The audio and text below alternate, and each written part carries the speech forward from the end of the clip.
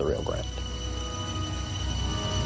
On the north side of the river, the Mexicans ambush 63 American dragoons and kill, capture, or wound the entire force. This was the American blood shed on American soil that Polk alludes to in his war message to Congress. Mexico has passed the boundary of the United States, has invaded our territory, and shed American blood on American soil. James K. Polk, War Message to Congress, May 11, 1846. Even after American troops had been fired on by Mexican soldiery, Polk had a very difficult time getting his war resolution through the Congress. There were so many currents going in so many directions, having to do with national expansion, having to do with slavery, having to do with the morality of going to war with our southern neighbor. One example of the kind of opposition that Polk faced, a new congressman from Illinois named Abraham Lincoln, introduced what came to be known as the spot resolutions. The House of Representatives desires to obtain a full knowledge of all the facts which go to establish whether the particular spot of soil on which the blood of our citizens was so shed was or was not our own soil at that time. Congressman Abraham Lincoln. Well, that was an awful difficult thing for the administration to prove. And although Lincoln made few friends with his spot resolutions, he did embarrass the government. Lincoln wasn't alone in his opposition to the war. Many New Englanders, like former President John Quincy Adams, saw the war trumped up to serve the needs of the slaveocracy, he called it. He envisioned a nation that would be controlled, in his words, by slave owners and slave breeders. Slavery as an institution had to expand to survive. Everyone knew that. Cotton agriculture used up the soil at a prodigious rate. The slaveocracy was determined to expand the boundaries of slavery, and the greatest support for war against Mexico and territorial acquisition was in the South. Perhaps the most eloquent protests against the slaveocracy and the war came from Henry David Thoreau of Walden Pond. His opposition to both would form the basis of his classic essay, Civil Disobedience. The government itself, which is the only mode which the people have chosen to execute their will, is equally liable to be abused and perverted before the people can act through it. Witness the present Mexican War, the work of comparatively a few individuals using the government as their tool. Henry David Thoreau. But war fever would grip the nation, quelling any significant dissent. It's rather interesting that before Polk could even declare war, the major battles of the war have already commenced, Palo Alto and Resaca de la Palma. And it was probably a blessing in disguise for Polk that when word came back up that there was actual major battles going on, that they were brilliant American victories. It just made the whole process of the declaration of war and mobilization of extra troops much more appealing to the Americans. Congress declared war on May 13, 1846. There was overwhelming support for the conflict. The vote was 40-2 in the Senate, 174-14 in the House in favor of war. This war was enthusiastically supported throughout the entire nation. Let our arms now be carried with the spirit which shall teach the world that while we are not forward for a quarrel, America knows how to crush as well as how to expand. Walt Whitman, editor, Brooklyn Eagle. If you're sitting home in Indiana and you're told you're going off to fight all the way to the halls of Montezuma, the appeal is there.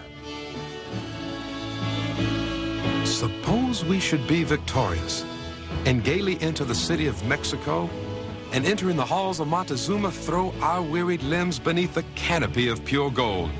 The rest you can imagine. How sublime, how pleasing the thought. Chatham Wheat, Tennessee Volunteer. There's a wonderful phrase in this period called seeing the elephant. And that's to go off and find adventure, and a good number of Americans for the first time, and probably the last time in their lives, get to see the elephant in a big way in Mexico.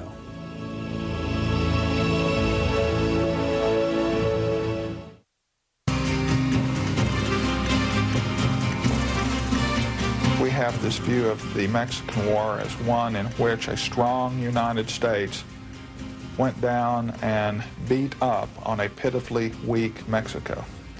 The reality was quite different. In every major battle of the Mexican War, Mexico held alarming numerical superiority. But on the side of the Americans was a small and well-trained army. The regular army of 1846 was a professional army led by professionally trained officers who had graduated from West Point. In every battle of the Mexican War, the regular army units performed splendidly. It's important to note that the military preparedness of Mexico was different from that of the United States. Mexico's army was antiquated. It was perhaps a throwback to the old colonial element in which the way one became an officer was to buy his way to the title or to inherit it by way of family birthright. Highly placed Mexican officials knew the weaknesses of their military. It was big, but not necessarily better. It was overstaffed, it was undersupplied, and poorly trained. American military superiority was immediately apparent in the first two battles of General Zachary Taylor's campaign, Palo Alto and Resaca de la Palma, on May 8th and 9th, 1846. There was a great deal of personal gallantry shown and the most enthusiastic and determined spirit both in officers and men. But the light artillery was the backbone of our success. Colonel Joseph G. Totten. American cannon provided the vital edge in almost every major battle of the Mexican War. Artillery really came into its own during this war and thereafter became a vital component of the American military establishment. After these two quick victories, Taylor crossed the Rio Grande on the 18th and occupied Matamoros. There he waited for the arrival of volunteers, many of whom were destined to leave behind a shameful war legacy.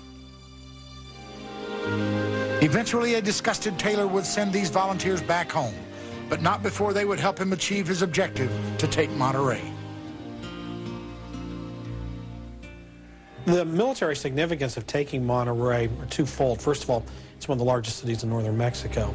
It is also a strategic point leading into the Mexican interior. To take Monterrey means you controlled the road going down to Mexico City. Marching to Monterrey exposed Americans to the real enemy. Many American volunteers joined up in a fever of patriotism. But once they arrived in Mexico, American volunteers are brought up short by the harshness of conditions that they find in Mexico.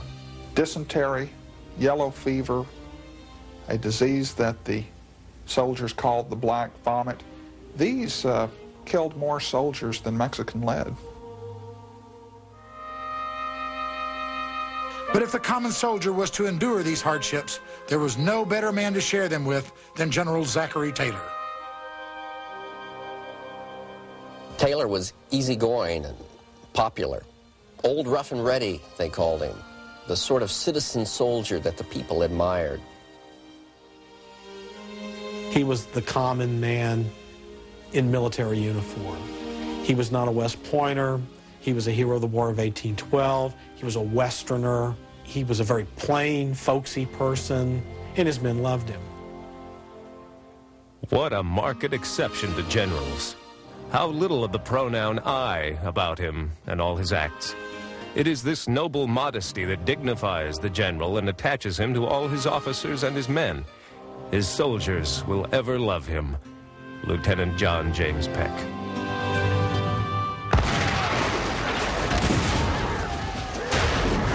Monterey, from September 20th through the 24th, Taylor and his men would see some of the most intense combat of the war there. Monterey is ours. I can hardly describe to you with my pen what difficulties, dangers, and labors we have gone through to gain it. I hope I have now seen my last battle. Peace must return to us, and God grant that we may never again have to lift our arms against another people. From the letters of Lieutenant Napoleon Dana. Taylor let himself be talked into an armistice, which did not have the backing of the administration. And that armistice allowed the Mexican army to escape, so that Taylor had nothing to show for all of the casualties except the city of Monterey. President Polk endeavored to replace him primarily because the press that Taylor was getting was so good that they ordered him to stop his campaign so that it would take away from the luster that he was gaining in the press. Taylor at that particular time was hoping to become President of the United States. So from Polk's perspective, just let Taylor sit down there at Monterey and wither away, and let's win the war some other way. And military advice increasingly concentrated on a short overland campaign from Veracruz to Mexico City. General Winfield Scott was to lead this new campaign and ordered the best of Taylor's men to Veracruz. After the bulk of his force is siphoned off to supply Scott's amphibious invasion of Veracruz, Taylor is left near the small Mexican village of Buena Vista with 4,800 troops, and most of these are not trained professionals, but volunteers from the various states. Mexican General Santa Anna learned of the change in American strategy and ordered his army to crush the weakened Taylor. This set the stage for Taylor's greatest victory, the Battle of Buena Vista, on February 22nd and 23rd, 1847. This started out to be a major Mexican victory because Santa Anna had assembled a large force, several times that of the American force, took the offensive, barreled through the American lines, and was on the verge of simply routing the American army. The American troops recovered. Again, the artillery proved decisive in shattering the Mexican assaults, and Buena Vista turned out to be a major American victory that virtually demolished the army Santa Anna had assembled on the northern frontier. The Battle of Buena Vista climaxed Taylor's campaign in northern Mexico and helped him win the presidency a year later. But it would take Winfield Scott's campaign, however, to win the war.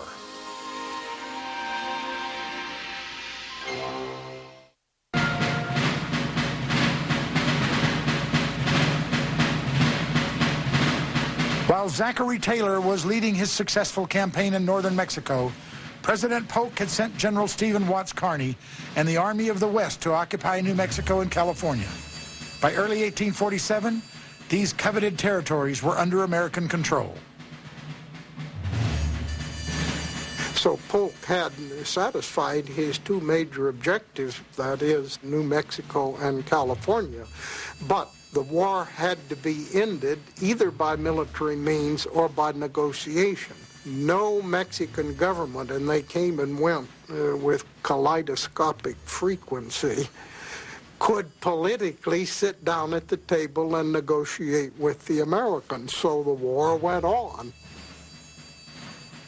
The Napoleonic mindset of the time called for the occupation of the enemy's capital, thus setting up Scott's great campaign. They called Winfield Scott Old Fuss and Feathers. Scott was a large man in both ego and size, but he was a very professional man. He was everything in style that Taylor wasn't. Scott was an aristocrat of sorts.